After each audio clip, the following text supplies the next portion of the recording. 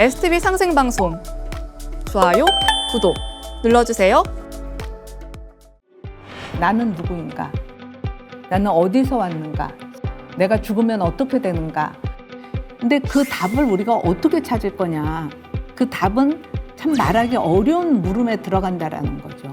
왜 부처님이 무기를 보였느냐? 왜 답변하지 않았는가에 대해서 사람들이 어떻게 해석을 하냐면은 부다가 그 답을 몰라서 그렇다.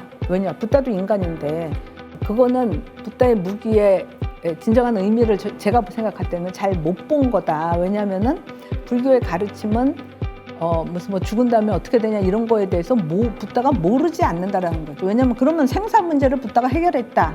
이 말이 안 되는 거죠.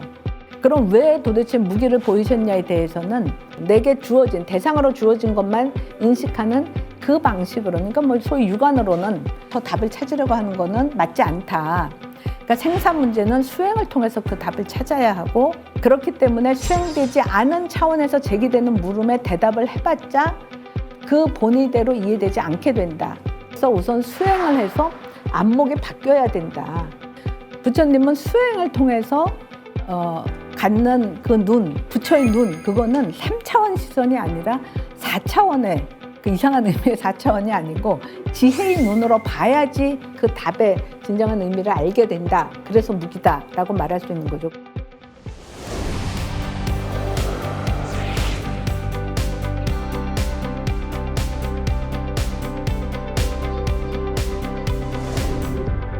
이 몸이 죽었을 때 뭔가가 남느냐, 아무것도 안 남느냐. 오늘날은 아마 대부분의 사람들이 뭐 특별히 어떤 종교적인 이런 활동 속에 들어가 있지 않는 대부분의 사람들은 학교에서 배우는 게 저 단견이기 때문에 유물론이니까 그냥 뭐 죽으면 다 끝이지 이렇게 생각할 것 같아요. 그죠? 근데 이제 미린다팡화 초기 경전인 거죠. 이 경전에 보면은 이제 부처님이 사후에 내가 있냐 없냐 이제 이런 문제에 대한 논의에 나오는 답변입니다. 어떤 사람이 한 등에서 다른 등으로 불을 붙인다고 할 경우에 한 등이 다른 등으로 옮겨간다고 할 수 있겠습니까? 그거는 초대에서 불이 났을 때 불이 이렇게 불꽃이 있잖아요. 이 불꽃을 그 다른 불꽃 초대에다 이렇게 옮겼다. 그러면 이 불꽃이 옮겨갔습니까? 옮겨가지 않았습니까? 라고. 그러니까 이 몸을 갖고 내가 살고 있는데, 그죠? 촛불이 이게 불이 나고 있잖아요. 이게 신이고 이게 심이라면 이게 죽을 때 어딘가로 가서 이렇게 살아남느냐? 그럼 옮겨간다 그러면 사후에 내가 존속한다라는 말이 돼서 상견이 되고, 옮겨가지 않는다, 죽으면 나도 끝이다 라고 생각하면 단견이 되는데, 이 물음은 죽기 전에 내가 자기동일적인 나로 존재하고 이 나가 죽은 이후에 계속 삶냐 안 사냐 이 물음이 된다라는 거죠. 그러니까 제가 말씀드리려고 하는 거는 사후에 내가 존재하느냐 안 하느냐를 물을 때 그 사후에 남을까 안 남을까를 궁금해하는 그 너라는 게 도대체 뭐냐? 그거를 누가 확실하게 알고 있냐? 그거 확실하게 알지도 않으면서 그냥 사후에 내가 남냐 안 남냐를 묻는다라는 거죠. 마치 소크라테스가 너 자신을 알라 할 때 그 너 자신이 뭔지 잘 모르듯이 죽을 때 몸이 죽으면 다 끝인가? 내가 남나? 그런데 그때 내가 뭐냐? 그때 그 나가 뭐냐? 의 물음이 남는다라는 거죠. 그때 나가 마치 있는 것, 뭔가로 있는 것처럼 생각하면서 물어서 살아남어 이러면 상견이고, 그 나 없어져 그러면 단견이 되는데, 그 전제된 그 나가 과연 뭐냐, 그런 나가 있냐를 묻는다라는 거죠. 그러니까 그 나를 전제해 놓고 묻는 물음인데, 나를 그렇게 전제하는 게 타당하냐, 전제하면서 내가 생각하는 그 나로서의 나가 여기 있느냐라는 물음이 된다라는 거죠. 그러니까 두 견해는 죽기 전까지 유지되는 자기 동일적인 자아를 전제했는데, 그 자기 동일적 자아를 전제해놓고 던지는 물음에 대해서는 그렇다 아니다 답할 필요가 없다, 답하기가 어렵다. 그게 이제 이 철학에서, 언어 철학 같은 데서 이렇게 얘기하죠. 보통은 이게 까만색입니까? 이게 까만색입니까? 그러면은 네 그러든지 아니요 둘 중에 하나잖아요. 그러면 아, 까만색이 아니고 뭐 빨간색이구나. 까만색이 아닙니까? 그랬을 때 아니요 그러면 아, 까만색이구나. 이렇게 생각하잖아요. 그죠? 근데 질문이 프랑스 왕은 대머리입니까? 이러고 질문했을 때 네 그러면 대머리고 아니요 그러면 대머리가 아닌 거가 되잖아요. 그럼 질문하는 사람은 그 둘 중에 하나의 답을 기대를 하고서 묻는 건데 대머리이다 아니다 둘 다 말이 안 된다. 왜냐? 프랑스 왕이 없잖아요. 그러니까 있지도 않은 프랑스 왕을 전제해 놓고 그 사람이 대머리냐 아니냐 이다고 말하는 것도 의미 없고 아니다라고 하는 것도 의미 없게 된다. 그러니까 뭐를 전제해 놓고 우리가 사후에 내가 남냐 내가 있냐 그게 어디로 가냐 뭐 끝나냐 이거를 묻는다라는 거죠. 그거를 좀 더 물은 게 뭐냐면은 어떤 사람이 등불을 켠다고 합시다. 그 등불은 밤새도록 탈 것입니다. 그러니까 어두워지니까 이제 불을 켤 거 아니에요. 초저녁에 탄 불꽃, 그 다음에 밤중에 새벽까지 이랬을 때 이 불꽃들이 각각 같은 불꽃입니까? 라고 물으니까 아닙니다 그래요. 초저녁에 붙인 불꽃은 그 불꽃은 타고 없어지고 그 다음 불꽃이 타고 그 다음 불꽃이 타고 이렇게 되잖아요. 그거 같다고 하겠어요? 다르다고 하겠어요? 그러니까 같습니까? 그러니까 아닙니다 그러죠. 그러면 초저녁에 불꽃과 밤중 불꽃, 새벽 불꽃 다 다릅니까? 근데 그렇지도 않습니다. 뭔가 완전히 다른 것도 아니죠. 여기 등 하나 있고 여기 등 하나 있는 그 다른 만큼 다른 것도 아닌 거죠. 하나에서 계속 타 들어가면. 그죠? 근데 같다고도 할 수 없고 다르다고도 할 수 없다. 그러니까 인간이나 사물의 연속은 바로 그처럼 지속됩니다. 그러니까 초저녁 불꽃, 이거 뭐 밤중 아침 불꽃이 같은 불꽃이다라고 얘기하는 거는 자기동일적인 자아가 있다라는 거기 때문에 상견이고 다른 불꽃이다 그러면 전혀 무관한 별개다. 그래서 단견이 되는데 불교는 이제 부처님은 동일성도 아니고 완전히 다른 것, 상일성도 아니다. 상견도 아니고 단견도 아니고 연속성이 있다. 그래서 이제 그 인과 연속성은 가지고 있다. 이거를 뭐 중도견 내지 정견이다라고 이야기를 하는 거죠. 아함경에 나오는 얘기죠. 만일 내가 자아가 존재한다고 말하면 그것은 이전부터 내려온 사견을 더할 뿐입니다. 만일 내가 사후에 자아란 존재하지 않는다고 말하면 그러니까 죽으면 끝이다. 그것 또한 이전부터의 의혹을 더할 뿐입니다. 내가 어찌 의혹을 더할 수 있겠습니까? 본래부터 있었는데 단멸한다고 말하겠습니까? 본래부터 자아가 있어서 지속한다고 말하겠냐? 지속한다고 말하면 상견이고 단멸한다고 말하면 단견입니다. 그죠? 자아가 있어서 그게 계속되면 상견, 없다고 그러면 단견. 문제는 이때 전제된 이 자아가 과연 뭐냐? 예, 뭐 상견은 브라만교 부처님이 생각할 때 단견은 외도에 해당하는 건 뭐 죽으면 끝이다 이런 생각이 그 당시에도 많이 있었으니까요. 근데 불교는 현세 나, 자기동일적 나가 있다라는 그거 자체를 지금 부정을 하고 있다라는 거죠. 그러니까 자기동일성을 지닌 자아라는 거는 자기동일성을 지닌 실체적 존재가 아니고 실체적 자아가 아니고 인과 연속성으로 성립하는 영기적 자아다. 그래서 인과의 원리를 깨달았다. 그걸 연기를 깨달았다라고 이야기하죠. 그게 인과의 원리인 거고 업보의 원리다라고 말할 수 있을 텐데요. 아까 또 말씀드리면서 부처님은 생사의 문제를 해결했다라고 말씀을 드렸는데 부처님 당시에 이미 브라만교에서는 신이 중생을 아트만 개별자를 창조했다 이렇게 이야기를 하는데 석가모니가 수행을 통해서 깨달은 게 뭐냐면은 중생은 신에 의해서 만들어진 자, 브라만에 의해서 창조된 아트만이 아니고 아니다라는 걸 분명하게 깨달은 거예요. 그러면 어떻게 해서 중생은 존재하게 됐냐? 이 중생, 이게 오온으로 존재하는 이 나는 이전에 중생이 만든 업에 의해서 그 업의 결과로 만들어진 존재다라는 것을 깨달았다는 거죠. 그러니까 중생을 있게 한 것이 신이 아니고 중생 바깥의 신이 아니라 중생 자신의 지난 업에 의해서 만들어진 존재다. 그게 사실은 엄청난 깨달음이 되겠죠. 왜냐하면은 범천이 존재하지 않는다. 사람들은 그 자기 업에 의해서 만들어진 존재다라는 것을 모르니까 업 대신에 신을 생각해서 신이 만들었다라고 생각을 하는데 그런 신은 존재하지 않는다. 중생을 있게 한 거를 신이라고 얘기하는데 중생을 있게 한 게 업이니까 신은 아닌, 신이라고 치면 그 업이 신이 되는 거죠. 그러니까 그 바깥에 중생 바깥에 중생을 만드는 신이라는 건 존재하지 않는다. 그래서 불교가 왜 무신론이냐? 이런 존재를 부정하기 때문에 그런 거고 브라만이 만든 우주 창조자가 만든 개별적 실체로서의 자아, 아트만이죠. 이것도 존재하지 않는다라는, 신이 만든 각각의 실체로서의 나가 있는 게 아니고 업에 의해서 만들어지고, 이 중생이 또 업을 지면은 그 업에 의해서 또 그 다음 중생이 만들어지고, 그러기 때문에 실체적인 자아가 아니다. 개별적인 실체성의 자아가 아니다. 그래서 무아론이다. 이렇게 이야기할 수 있다라는 거죠. 그래서 이제 우주 창조자를 부정하는 무신론이고 자아의 실체성을 부정하는 무아론이다. 불교는.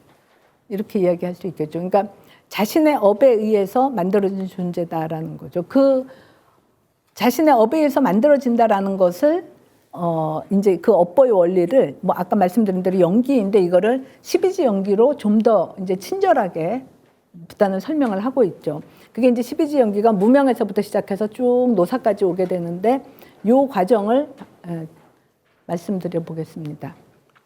그러니까 우리가 경험하는 현생은 그러니까 오온으로 심신을 가진 존재로 태어나서 이제 육입처 근을 가지고 존재하다가 뭐 세상과 부딪히고 느낌을 갖고 업을 짓고 거기까지만 몸을 갖고 태어나서 그다음에 업을 짓다가 죽는 거, 그게 우리가 생각하는 현생의 모습인 거니까 우리가 경험할 수 있는 그 세계 안에 나의 존재 방식이 명색부터 취까지라면은 이 현생의 시작이 뭐냐에 대해서 석가모니는 시기다라고 이야기하고 있는 거죠. 현생의 시작은 시기다. 그리고 현생의 끝은 업을 짓고 그냥 그걸로 끝이 아니라 그 업이 남긴 업력, 다음을 만들 수 있는 그 업력은 남겨진다. 그 업력을 유라고 얘기하는 거예요. 저걸 업유라고도 얘기하죠. 그러니까 유가 남겨진다라는 건데, 저 현생의 시작을 시기라고 하는 것이 이제 저 부분이 제일 불교를 사람들이 이렇게 받아들이기 어려워할 수 있는 부분이 되겠죠. 왜냐하면 현상적인 세계 너머의 것을 갖고 얘기를 하고 있기 때문에 그걸 현생의 시작이라고 말하고 있으니까. 그러니까 저 말은 우리가 요즘 생각할 때는 이제 그러니까 완전히 유물론적 사유의 교육을 우리가 받기 때문에 요즘 현대인들이 생각할 때는 인간 어떻게 해서 존재하냐, 부모, 그러니까 부의 뭐죠, 정자 난자가 합해갖고 수정난이 되면 거기서부터 생명체가 된다 이렇게 생각하잖아요. 근데 불교는 이 수정란에 식이 들어와야지, 그죠? 식이 들어와야지 이게 생명체가 된다라고 생각을 하는 거죠. 그러니까 이 생명체로서 존재하게끔 할 때 그 시작점이 뭐냐면 식이 들어오는 것부터이기 때문에 현생의 시작은 식이다라고 이야기를 하는 거죠. 그리고 끝은 그 업력들이 쌓여 있는 거다. 그래서 그게 유가 되는데, 이런 이제 그럼 질문은 이런 현생의 시작이 되는 이 식, 무엇이 현생의 시작인 식을 일으키느냐? 그거는 탄생 이전은 그럼 무엇인가? 식으로 태어나게 된다면 그 식을 있게끔 하는 그게 뭐냐? 그러니까 식의 시작 근거가 뭐냐를 묻는 거가 되는 거죠. 그게 탄생 이전이 뭐냐고, 현생의 끝인 업력은 그럼 뭘 일으키느냐? 그러니까 사망 이후, 저게 업력만 남는 게 끝이기 때문에 그럼 사망 이후는 어떻게 되냐? 이 물음을 묻는 거가 되는 거죠. 그래서 생사의 문제가 되는 거죠. 탄생 이전과 사망 이후를 묻는 건 생사의 물음이 되는 거고, 이제 기독교 같으면은 인간이 경험 세계 안에 있는데 그걸 어떻게 아냐? 그거는 신의 영역이고 신만 그 답을 아는 거고, 인간은 이성으로도 알 수 없고 그냥 믿어야지 되는 거다. 뭐 신이 이렇게 말씀하셨으니까 그 말씀하신 것도 또 성경에 있다고 그러면서 그냥 그거를 믿어야 된다 뭐 이렇게 이야기하고, 앞에 말씀드렸던 것처럼 공자도 그걸 어떻게 아냐? 생도 모르는데 죽으면 어떻게 하냐 뭐 이렇게 얘기하지만, 이 식을 뭐가 일으키냐, 그러니까 뭐를 인연으로 해서 식이 있냐, 그죠? 업력을 인연으로 해서 뭐가 있냐, 이런 그 현생의 시작과 끝을 되묻는다라는 거죠. 그 현생의 시작인 식을 일으키는 것을 아까 말씀드렸던 것처럼 오온이 형성될 수 있는 그 식을 일으키는 그 근거가 뭐 신이 만들었다, 신이 식을 만들었다, 신이 영혼을 만들었다, 이게 아니라 그 자신의 업에 의해서 식이 형성이 된다라는 거죠. 그러니까 현생의 시작인 식을 일으키는 것은 전생의 업이다. 그거를 행위라고, 12지 연기에서는 이제 행위라고 얘기하는 거죠. 업에 의해서 식이 형성이 되고, 현생의 끝인 업력이 일으키는 것은 결국 내 생에 다시 태어나는 거다. 그게 이제 생이 되겠죠. 그래서 전생에 업이 남긴 업력이 현생의 나를 만들고, 그 현생에 내가 업을 쌓아서 또 그 업력이 쌓이면은 그게 또 내 생의 나를 만들고, 이런 식으로 끝없이 이제 윤회하게 된다라는 거죠. 이로써 탄생 이전과 죽음 이후를 밝힌 거고 그게 결국은 생사 문제를 해결한 거다라고 볼 수 있겠죠. 그러니까 중생을 만든 자는 신이 아니고 바로 중생 자신이다라는 얘기가 되겠죠. 그럼 석가모니가 왜 어떤 의미로 업보의 원리를 그렇게 강조를 하게 되냐? 저 업보의 의미가 뭐냐를 생각해 보면은 이제 제가 이렇게 치면은 이게 업보라는 건 그대로 원인과 결과라는 거죠. 제가 이렇게 하면은 여러분이 무슨 소리를 다 들으셨잖아요. 그죠? 그 여러분이 듣는 소리의 원인은 뭐냐면은 제가 치는 거죠. 그죠? 이렇게 치면 소리가 나고 소리가 나니까 여러분이 듣고. 근데 그런 인과 이제 불교말로 업보 그러면은 그게 치는 순간 여러분이 소리를 들으시잖아요. 그러니까 업과 보가 그 자리에서 발생을 다 하는 거죠. 그러니까 우리가 뭔가 원인과 결과가 그 자리에서 다 원인이 그 자리에서 결과를 낳는 것처럼 생각하지만 이렇게 하면 소리가 들리는 것으로 끝인 것 같이 생각하지만 사실 실제로는 그거 이상의 의미가 있다라는 거죠. 업이라는 게. 제가 이렇게 치는데 이렇게 치다가 끝나는 게 아니라 계속 이걸 친다고 해보세요. 오늘 끝나고도 집에 가지 않고 계속 치고 내년까지 뭐 금년 계속. 그럼 어떻게 되겠어요? 여기 이렇게 빵꾸가 나겠죠. 그죠? 그러니까 내가 하는 행위가 즉각적으로 결과가 나타나는 거는 우리가 의식이 감지하지만 소리를 듣고 근데 이렇게 할 때 이런 침에 의해서 이게 무너질 거라는 건 아무도 의식을 못 하잖아요. 근데 계속 힘이 가해지면은 결국은 어떤 결과가 나타나게 되는 거죠. 그러니까 장기적으로 그 결과가 나타나는 거는 의식이 잘 감지를 못 하죠. 그러니까 뭐 이렇게 해서 이거가 무슨 이거 내가 친다고 이게 부서지겠냐, 구멍이 나겠냐 그러지만 성수대교 위에 차가 한참 지나가니까 어느 날 팍 무너졌잖아요. 그죠? 힘이 계속 들어가니까 무너지게 되는 그런 결과 차도 지나간 게 원인이고 이게 결과가 되는 거죠. 물론 뭐 부실 시공이고 뭐도 뭐 있을 수 있지만 그 결과가 즉각적으로 나타나지 않고 지어놨는데 그대로 무너지지 않고 한참 있다가 그 결과가 나타나게 된 거죠. 그러니까 또 예로 들면은 뭐 제가 치는 거로 말씀드렸지만 이제 뭐 글 쓰다가 잘 생각이 안 난다 그러면 담배 피잖아요. 담배 피면은 글이 막 잘 써지고 뭐 이런 그게 즉각적인 효과라면 그래서 그거가 좋아서 자꾸 피다 보면 어떻게 돼요? 폐에 니코틴이 자꾸 쌓여갖고 뭐 다는 아니겠지만 폐암으로 죽을 수가 있겠죠. 그거는 장기적인 결과인 거죠. 당장 나타나는 게 아니라 한참 있다가 나타나는 결과. 근데 저렇게 업이 그 보를 낳을 때 즉각적으로 나타나면은 뭐 업력이 어디 쌓여 있고 뭐 이걸 생각할 필요가 없지만 업이 보를 낳기 위해서 시간을 두고 나중에 일어나는 보라면 이 업력이 어딘가 남아 있어야 되잖아요. 어딘가 남아 있다가 간직돼 있다가 그러니까 마치 담배를 피면은 니코틴이 폐에 쌓여 있듯이 그래서 결국 폐병이 되는 것처럼 인간이 어떤 업을 지면은 그 업력이 어딘가 남아 있다가 그게 업력이 보로 나타나게 돼야 되는데 업력이 축적되는 거를 중음신이라고 시기라고 얘기한다라는 거죠. 그 업력이 축적돼 있는 것이 시기고 그 업력이 그 다음에 보를 형성하는 게 바로 현생의 나다 이렇게 볼 수 있는 거죠. 그러니까 업을 지는 오온이 사라져도 업력은 남는다. 그러니까 죽을 때는 이 오온이 사라지게 되는 거잖아요. 몸 색수상 행식이 다 사라져도 보를 업력이 남아있어서 그게 결국 보를 형성한다. 그러면 아니 업을 짓는 내가 없어졌는데 업력이 어디 남지? 그건 마치 담배를 폈을 때 니코틴이 폐에 쌓여 있으면은 죽으면 폐가 같이 없어지잖아요. 그러니까 뭐 폐병이 나올 수가 없게 되는 거죠. 그러니까 폐병 전에 죽는다면. 근데 저렇게 내 생활을 이어지려면은 이 몸에 쌓여 있지 않다라는 거죠. 시기라는 거죠. 그 업력이 쌓여 있는 그것, 업력을 함장하고 있는 그것이 바로 시기고 그 시기, 오온이 죽어도 업력이 남는다라는 얘기는 저 밑에다 써놓은 것처럼 장작불을 떼면은 나무에서부터 열기가 나오잖아요. 따뜻해지죠.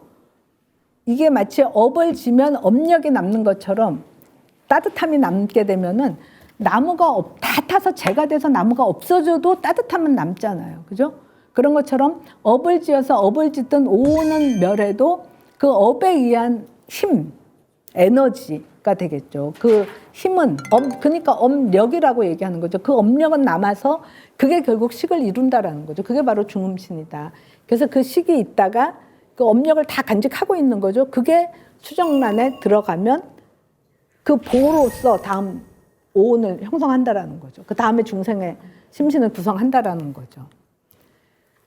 그러니까 엄력이 어디에 그럼 저장되는 거냐? 그걸 이제 식이라고 얘기하는 건데 보통은 우리가 뭔가를 경험을 하면 업을 짓는다는 건 이제 세계와의 관계에서 어떤 경험을 하고 내가 행위를 하는 건데 보통은 내가 뭔가를 행위를 하면은 그게 내 의식보다 더 깊은 곳에 뭐 무의식에 남냐 아니면은 두뇌에 남냐 아니면은 뭐 유전자에 남냐 뭐 이런 식으로 생각해 볼 수 있을 텐데 우리가 무슨 이 컴퓨터에 뭐 이렇게 막 입력을 하면 정보를 막 넣는 거죠. 그러면은 컴퓨터에 그 정보가 남겠죠. 아니면 그 뭐 USB에 남든지 이런 식으로 우리의 업력이 어딘가 물리적인 것에 저장된다라고 생각하면은 불교의 관점에서는 맞지 않다라는 거죠. 왜냐하면 물리적인 거는 이렇게 내 생으로 이어지지 않는다라는 거죠. 내 신체가 죽으면은 뭐 의식, 무의식 같이 다 없어지는 거고 두뇌, DNA 이런 것도 다 그 당사자로서 끝나게 되기 때문에 그 생을 넘어서는 업보가 연결이 되지 않는 거고 요즘은 정보를 이렇게 컴퓨터, 뭐 USB 이런 게 아니라 클라우드에 저장한다. 이거는 나도 접근할 수 있고 아이디만 있으면 다른 사람도 접근할 수 있기 때문에 좀 비슷할 수 있을 것 같아요. 식 비슷할 것 같은데 문제는 식은 자각성이 있는데 클라우드는 허공은 자각성이 없는 거잖아요. 불교에서 말하는 식이라는 거는 자각성이 있다라는 거죠. 그래서 허공과 같다라는 거는 모든 것을 포함해서 보편적이다라는 의미가 되지만 그 자각성이 없기 때문에 심은 아닌 거죠. 마음이 아닌 거죠. 식이 아닌 거죠. 이런 업력의 저장소를 유식에서는 제8 아뢰야식이라고 부르는 거죠. 그래서 아뢰야식이 아뢰야가 알라야하고 식을 더해 놓은 개념인데 알라야가 뭔가를 함장한다. 그럼 뭘 함장하냐? 그 업력들. 그 이제 유식에서는 종자라고 얘기하는데 종자를 함장한 식이다. 그러니까 함장한 어떤 물리적인 공간이 아니라 그 자체가 식이다라고 얘기하는 거죠. 그러니까 자각성이 있는 식이다. 그러니까 자각성이 있는 식이기 때문에 그 식으로 존재하는 중생이 그 식을 자각할 수가 있는 거가 되겠죠. 그 아뢰야식을. 그래서 과거 업이 남긴 업력이 축적돼서 현생의 나와 세계가 만들어진다. 현생의 내 육은신 이런 내 신체적인 인식 기관들, 뭐 안이 비설 신의 그러면은 이 인식 기관들이 이런 인식 기관을 가진 나 육은신이라고 이야기하죠. 이런 것과 그 근에 상응하는 세계가 이 업력에 의해서 만들어지는 거다라는 거죠. 그러니까 인식 기관들이 업력에 의해서 만들어진다라는 얘기는 마치 진화론적인 통찰하고 통하는 면이 있는 것 같아요. 뭐냐면은 인간의 인식 기관이라는 것도 뭐 진화론적인 쭉 역사로 보면은 어떤 종이 무슨 이제 세상과의 관계에서 어떤 행위들을 하고 뭐 경험을 하고 그러면 정보들이 축적이 돼서 어떤 새로운 근이 만들어지고 진화 과정에서 이 새로운 근들이 계속 만들어져서 진화해 간다라고 얘기하잖아요. 인간도 뭐 어류 뭐 이러면 어류의 인식 기관하고 우리는 완전히 다르잖아요. 근데 그게 계속 뭐 용불용설이든지 뭐 어떤 방식으로 그러니까 유전자 돌연변이라고도 얘기하죠. 그런 과정을 거쳐서 인식 기관들이 만들어진다. 그 인간의 인식 기관이 그러니까 진화론적인 설명에 따르면은 처음부터 있는 게 아니라 이런 역사 안에서 자연 진화 과정 안에서 근들이 만들어지는 거다라는 거가 이 업을 지면은 그 업력에 의해서 결국은 이 기관이 만들어진다라고 얘기하는 것과 마찬가지 통찰이다라고 볼 수 있다라는 거죠. 그래서 이 그리고 기세관이 만들어진다는 거는 이 세계는 우리가 갖고 있는 인식 기관에 상응해서 존재한다.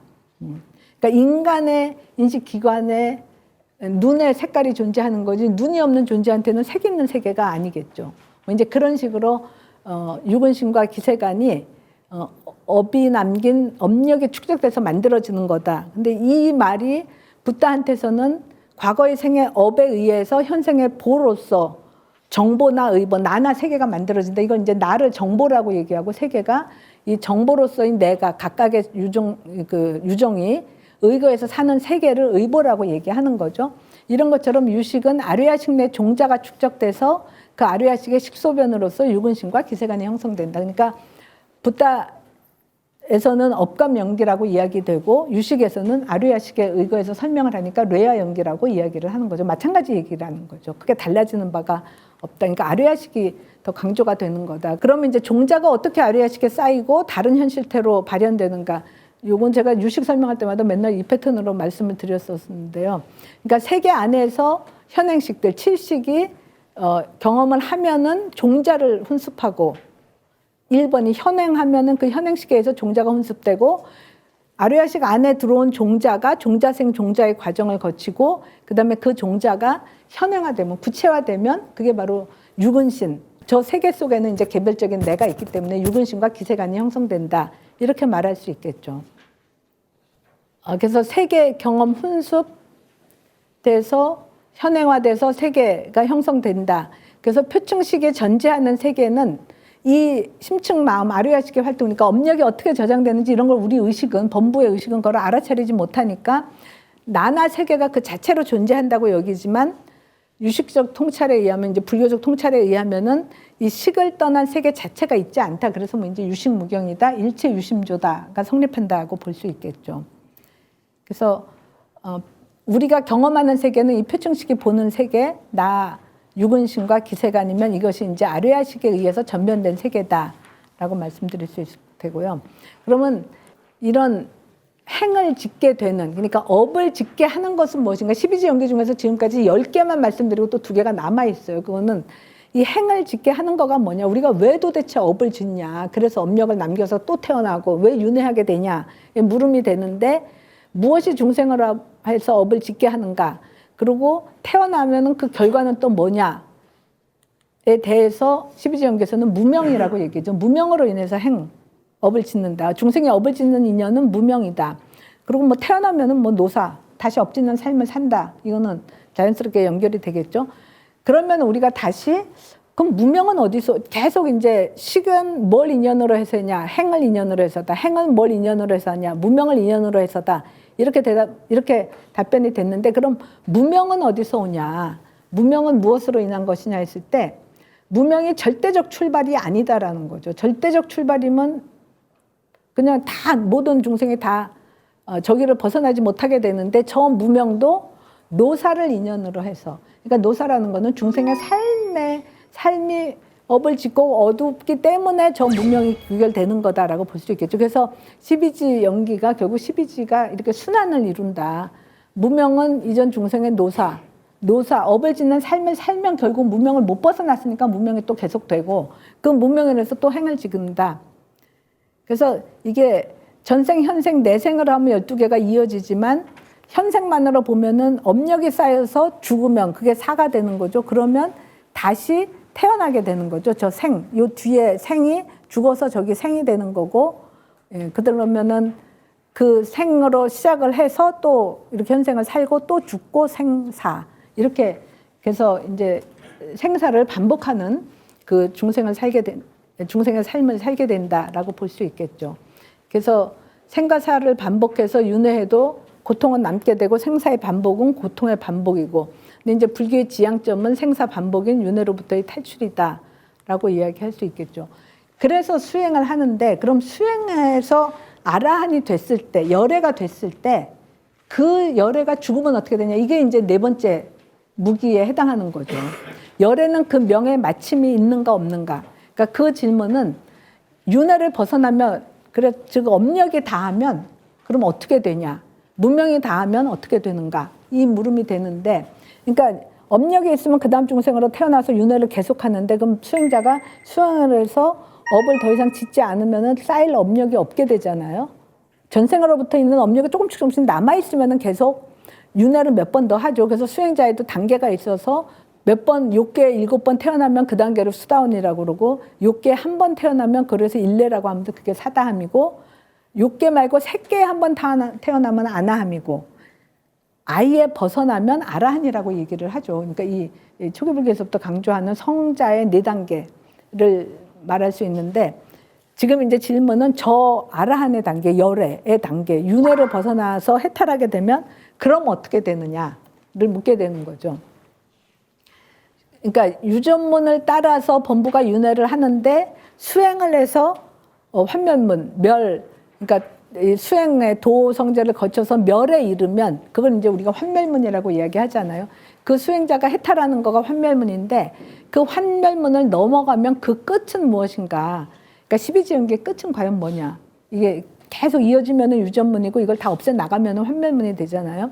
그러니까 업을 짓지 않아서 업력이 안 쌓여서 윤회를 벗어난다라는 얘기는 그냥 애취로서 업을 짓지 않게 되면, 수가 있어도 업을 짓지 않는 게 가능하다는 거를 이제 불경에서는 얘기를 하고 있으니까, 업을 짓지 않고 그러면 업력이 쌓이지 않고 그럼 태어나지 않고 그럼 늙어 죽지도 않고, 그렇게 되면은 무명이 없어지고, 있어서 그 다음 항이 있고 그 다음 항이 있고가 유전문이라면은 한 항이 없어져서 그 다음 항이 없고 그 다음 항이 없고 해서 다 없어지는 거를 환멸문이라고 얘기하는 거죠. 그러면 탐진치에 이끌린 업을 짓지 않아서 업력을 덜어서 다시 윤회하지 않게 되는데, 여기 보면은 명색이 오온에 해당하고, 그죠? 색수상행식, 육입처 육근, 이게 안 생긴다는 거고, 세상과 부딪힘도 없으니까 육식도 안 생기고, 이런 식으로 수행을 해서 환멸문이 됐을 때 오온이 멸하는 게 무색, 무수상행식, 무안이비설신이 무색성 향미촉법, 육근, 육경 다 멸하고 무안계 내지 무의식계. 이거 반야 바람일다심경. 보통 이제 불자들이 모여서 법회할 때 항상 암송하는 그 반야 바람일다심경에 저 구절들이 나오죠. 이렇게 다 멸하면, 그러니까 12처 18개 다 멸하면, 5온 12처 18개 다 멸하면 그 다음에 어떻게 되냐, 그 열애가. 수행으로 저거를 다 멸한 그 열애는 과연 어떻게 되냐. 환멸문의 끝은 일체가 무한 공과 정멸일 뿐이니까 다 없어지면 공이냐. 중간사상이 이제 공을 강조하기 때문에 저 공에도 그냥 끝이냐, 저게 끝인가, 이렇게 물어볼 수 있을 텐데, 제가 생각하기에는 불교의 이념 내지 뭐 대승이 강조하는 바는 윤회를 벗어남이 단지 정멸일 뿐이라면, 그러니까 범부는 죽으면 윤회하고 열애는 죽으면 끝이 되는 거가 되겠죠. 그냥 정멸일 뿐이면. 근데 대승이 강조하는 거는 저렇게 되면은 결국 저거는 또 다른 단멸론일 뿐이다. 보통 중생이 살다가 죽으면 어떻게 돼? 죽으면 끝이지. 이거 단견이다. 단멸론이다. 이러고 비판을 했었잖아요. 그러니까 단멸론이 아니고 윤회한다. 이렇게 얘기한 건데, 업에 의해서 윤회하기 때문에 그냥 상견도 아니고 단견도 아니고 중도견으로서 윤회를 말했는데, 그럼 수행을 해갖고 윤회를 다 끝나면 어떻게 되냐? 열애는 그럼 죽으면 끝이다. 이러면 단멸론이 돼버린다라는 거죠. 수행해갖고 결국 죽어서 끝나려고 수행했냐? 이 말이 되는 거죠. 그러니까 수행을 통해서 그냥 정멸로 끝이 아니라 정멸인 열반에 든 그 마음으로 남아야지. 그게 부처로서 남는 거가 된다라는 거죠. 그 부처가 되려고 수행을 하지 그냥 없어지려고 수행을 하는 거는 아니다라고 말할 수 있겠죠. 그러니까 열반에 든 부처는 현상 너머의 법신으로 존재한다라는 이제 삼신 사상이 나오게 되는 거죠. 법신으로 존재한다. 중생 구제의 원력을 따라서 그 법신이 다시 태어나면, 중생 세계로 다시 태어나면 그게 화신이 되는 거고, 그러니까 업력에 의하지 않고 원력에 의해서 중생을 구제하겠다라는 원력에 의해서 다시 태어나면 보살인 거죠. 화신이고, 뭐 수행자가 이제 수행을 할 때 그 수행 삼매에서 부처를 보게 된다, 보살을 보게 된다, 이런 걸 이제 보신이라고 이야기하죠. 그러니까 열애는 그냥 공이다, 끝이다, 없어진다가 아니라 법신으로 남는다라고 얘기할 수 있겠죠. 그래서 불교 수행의 목표는 정멸, 열반, 공 자체가 아니라 정멸, 열반과 공을 마음의 경지로 갖는 부처가 되는 거다라고 얘기할 수 있다라는 거죠. 저 부처의 마음으로 존재하는 거를 법신이라고 얘기를 하는 거죠. 그러니까 신이라고 얘기하는 거는 살아있는 생명체다라는 얘기인 거죠. 그냥 이렇게 빈 허공으로, 공으로 있다가 아니라 법신으로 존재한다라는 거는 생명으로 있다라는 얘기로 볼 수 있겠죠. 그러니까 부처의 마음은 정멸에도 깨어있는 마음, 생멸 너머의 마음이다. 그거를 이제 열애심, 진여심, 일심, 불생불멸심이라고 이야기할 수 있겠죠. 근데 이 부처의 마음이 초기 불교나 이제 이 부파 불교에서는 뭐 상자부 불교 이런 데서는 수행을 통해서 드디어 부처의 마음이 된다 이렇게 생각을 했는데 수행을 통해서 부처가 된다 이렇게 이야기를 하는데 대승은 수행을 통해서 얻고자 하는 그 부처의 마음, 그러니까 수행을 통해서 이루고자 하는 그 부처의 마음이 실은 모든 중생의 본래 마음이다 라고 이야기를 하고 있는 거죠. 그래서 본래 성불이다, 중생즉 부처다, 번뇌즉 볼이다, 생사즉 열반이다. 그러니까 중생이 안에 본래 마음으로 부처의 마음이 있다. 그러니까 본래 부처니까 수행을 통해서 이 본래 부처를 회복하려고 하는 거지. 중생이 만약에 본래 부처가 아니라면 뭐하러 수행을 하려고 그러고 뭐하러 부처가 되려고 그러냐. 뭐 언제 또 말씀드렸는지 모르겠는데 내가 이제 성장해서 뭐가 되겠냐 그랬을 때 내가 되려고 하지 내가 성장해갖고 옆집 영희가 열심히 되려고 그런다 이러지 않잖아요. 내가 되기 위해서 뭐 노력을 하고 뭘 하고 그렇겠죠. 그런 것처럼 인간이 발심을 하고 부처가 되려고 한다. 부처가 내가 아니면 되려고 할 필요가 없겠죠. 이미 부처이기 때문에 이 본래 내 안에 있는 이 부처성, 불성을 나로 드러내기 위해서 수행을 하는 거지 없는 내가 본래 부처가 아니었는데 부처가 되기 위해서가 아니다라는 거죠. 본래 부처인데 그 부처임을 가리고 있는 게 있으니까 이거를 드러내고 이 본래의 부처성을 그러니까 드러내고 없애버리고 탐진치 번뇌를 없애고 이 본래의 나를 드러내기 위해서 수행을 한다라고 말할 수 있겠죠. 그러니까 부처의 마음이 곧 중생의 마음이다라고 얘기할 수 있을 테고요. 그러니까 고집멸도에서 고집이 유전문이면은 범부는 저 현상세계 속에 색에 매여서 윤회를 하게 되는데 환멸문은 수행을 열심히 하는 거죠. 이거를 이제 대승에서는 이승이 저 환멸문 수행을 열심히 하는데 그래갖고 색이 없는 공에 매이게 된다. 그냥 이 공, 정멸 여기로 수행 색과 대비되는 공에 매여 있는 거가 그 이승이 지향하는 거라면은 대승에서는 유전문과 환멸문이 결국은 생겨나는 거고 멸하는 거기 때문에 생멸문에 해당하는 거고 부처의 마음은 저 생멸문 밑에 있는 진여심이다. 그 진여심, 그러니까 부처심, 열애심, 그거를 자각하고 그거를 깨닫는 거를 진여문이라고 얘기하는데 대승은 그거를 지향한다는 거죠. 그거를 다른 비유로 들면은 유전문에서 범부가 번뇌가 있다라는 걸 이제 일단 병이라고 생각하면은 병이 들어갔고 번뇌에 쌓여서 고통스럽게 산다. 그럼 환멸문의 이승 수행하는 거는 그 병을 없애기 위해서 수행을 한다. 그럼 병을 없애는 거는 약을 먹는 것과 마찬가지. 병에 대하면 약이라고 약에 해당한다고 볼 수 있겠죠. 그렇게 해서 낫고 나면은 건강한 몸이 되는 거죠. 건강한 몸을 되찾는 거죠. 그럼 건강한 몸은 병들어 있을 때도 바닥에 있어야지 약을 먹어서 다 낫을 때 건강한 몸을 찾게 되는 거다라는 거죠. 저기 범부의 몸에 본래가 건강한 몸이 아니고 약을 먹어서 비로소 생긴 몸이라면 계속 약을 먹게 되는 걸 거 아니에요. 그러니까 이 병을 치유하는 약에 너무 집착해서 병이 낫고도 계속 약을 먹는 거, 약을 절대시하는 거, 이거가 이승의 폐단이다라고 이제 대승은 보는 거죠.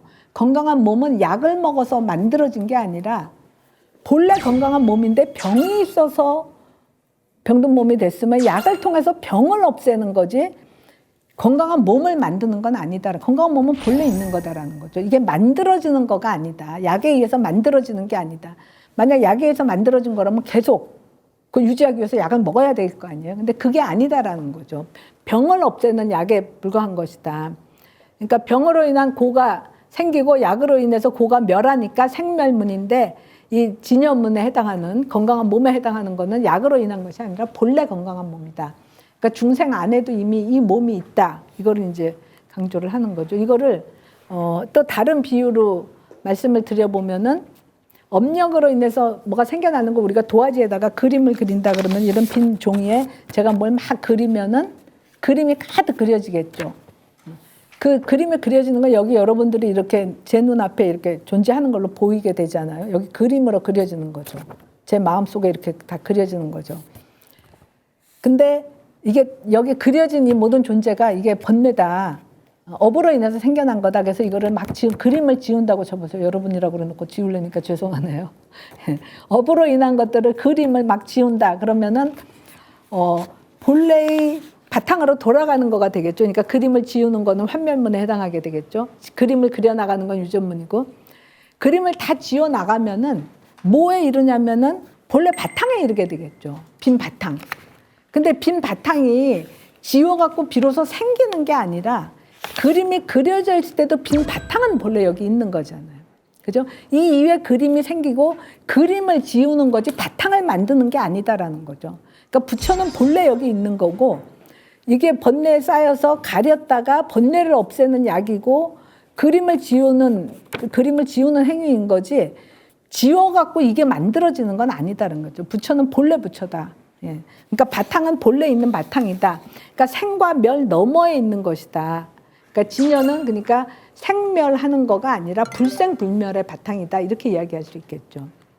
그래서 대승의 정신은 불생불멸의 열애심과 생사 윤회의 중생심, 부처와 중생, 열반과 생사가 둘이 아니다. 그런 의미에서. 그러니까 열애심은 중생 안에 있고 열반이고 생사의 바탕이라는 것, 생사윤회 안에 불생불멸의 진여법신을 증득하는 것이 곧 열반에 이르는 것이다라는 것을 논하는 거죠.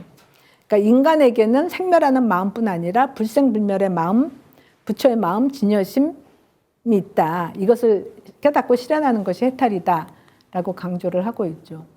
그래서 이런 그 바탕의 마음이라고 하는 거를 불교에서는 이제 뭐 아레야식이다. 이거를 그 아레야식 안에 있는 종자에 의해서 생멸을 거듭하게 되지만 그 종자를 함장하고 있는 식 자체는 일심이다라고 볼 수 있는 거고, 그 일심을 이제 강조하는 거죠. 모든 법이 다 비어 고요한 곳에 신령한 영이 있다. 공적 영지가 되겠죠.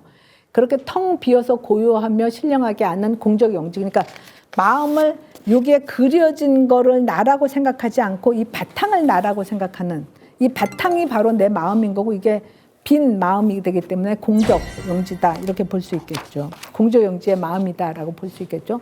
그게 바로 그대의 본래 면목이고 삼세 모든 부처와 조사와 선지식이 전한 법인이다. 그거를 깨닫는 게 핵심이다. 그러니까 진여심, 자신 안에 있는 진여심을 깨닫는 게 핵심이다라고 볼 수 있겠죠. 예. 일체 중생이 무시래로 생사를 상속하는 것은 상주하는 진심의 본래 본성의 맑고 밝은 본체를 알지 못해서 망상을 일으키기 때문이다. 망상이 참되지 않기 때문에 윤회하는 거다. 상주하는 진심은 안에 있다라는 거죠. 그래서 이 표층 의식에서 이게 대상 의식, 주객 분별식, 자타 분별식, 이게 이제 범부의 의식인 건데, 여기에 머물러 있으면 그거 너머의 것이 가려지게 되는데, 그거를 넘어선 심층 마음을 알아차리면은 그게 이제 수행이 되는 거고, 그걸 깨달으면은 범부 차원에서 알지 못한 것을 이 깊은 마음 차원에서, 일심의 차원에서는 알게 된다라고 말할 수 있겠죠. 세계 밖 흐름 밖으로 나가는 방법은, 이것도 그러니까 감각 경험이나 뭐 이성적인 사유에 머물러 있지 않고 자신의 인식 틀로 일체를 규정하는 거기에 머물러 있지 않고 이 대상 세계를 보는 자기 자신을 알아차린, 자신을 이 경험적 의식 차원이 아니라 내 안에 일심이 있다, 심층 마음이 있다, 이러면 이거를 어떻게 알아차려야 되냐, 이 말씀을 드리려고 했던 거예요. 이쪽을 보면 경험 세계를 내가 보게 되는데, 그럼 경험 세계를 보는 나를 보기 위해서 이렇게 돌려갖고 다시 나에 대해서 생각한다? 이러면 또 대상화하는 거다라는 거죠. 이쪽을 대상화하든 내면을 대상화하든 다 대상화해서만 파악하면은 그거 자체가 파악이 안 되는 거죠. 근데 이 마음 자리에 대해서, 이 마음 자리를 내가 깨달아서 안다라는 거는 이렇게 돌리는 게 아니라 이 세계를 보는 나를 앞을 계속 보면서 그 자리로 내가 들어가야 된다라는 거죠. 그러니까 이렇게 해서 대상화해서 보는 게 아니라 수행이라는 거는 그 자리로 내가 이렇게 들어가는 거다. 이렇게 들어가는 거죠. 그래서 그 마음 본래 자리에 딱 서서 그 자기 마음 본래 자리에서 세계를 보는 거. 그러니까 여기 경험적인 이 눈으로 세계를 보냐, 아니면 이렇게 수행을 해서 여기에 서서 세계를 보냐의 차이다. 뭐 이렇게 말씀드릴 수 있을 것 같습니다. 그러니까 경험 넘어 말할 수 없는 너머의 것은 과연 말할 수 없는 것이냐. 제가 제목을 이제 무엇이 말할 수 없는 것인가 이렇게 달아놨었는데 그건 경험 너머의 것인데 범부에게는 경험 너머의 것은 알 수 없는 것이고 말할 수 없는 것이죠. 근데 심층 마음에 우리가 완전히 모르느냐, 모르면 질문도 던지지 않겠죠. 그러니까 심층 마음에서는 본각으로 이미 알고 있는 거다. 그래서 질문은 던지지만 답은 무명으로 가려져 있다. 이렇게 말할 수 있을 것 같고요. 붓다에게는 깨달음의 지혜로 저 경험 너머의 것을 알 수 있는 것이다. 그걸 알려고 수행을 하지 뭐 경험적인 알만 알려고 수행을 하는 건 아니니까요. 그래서 깨달음의 지혜를 얻으면 알 수 있는 것이고 말할 수 있는 것이다. 근데 깨달음으로서만 알 수 있는 것이기 때문에 범부한테는 수행이 안 된 자한테는 이 얘기 해봤자 저 표층 의식으로만 듣게 되기 때문에 분별적으로만 들을 거기 때문에 제자에게는 일단 답하지 않고 무기를 한 거죠. 그러고 수행의 길을 설했다라는 거죠. 근데 그 설법 안에 경험 너머의 것에 대한 답이 다 포함되어 있다라는 거죠. 그러니까 뭐 부처가 무기를 한 거가 그거에 대해서 몰랐다거나 그게 뭐 쓸데없는 질문이라거나 이래서 답을 하지 않았다? 이거는 말이 안 되는 얘기다라는 것을 말씀드리고자 했던 것입니다. 여기까지 말씀드리고요. 칸트에 대해서는 뭐 불교와 칸트 또 비교하는 다른 기회가 있으면 말씀드리도록 하겠습니다. 예, 이것으로 제 강연을 마치도록 하겠습니다.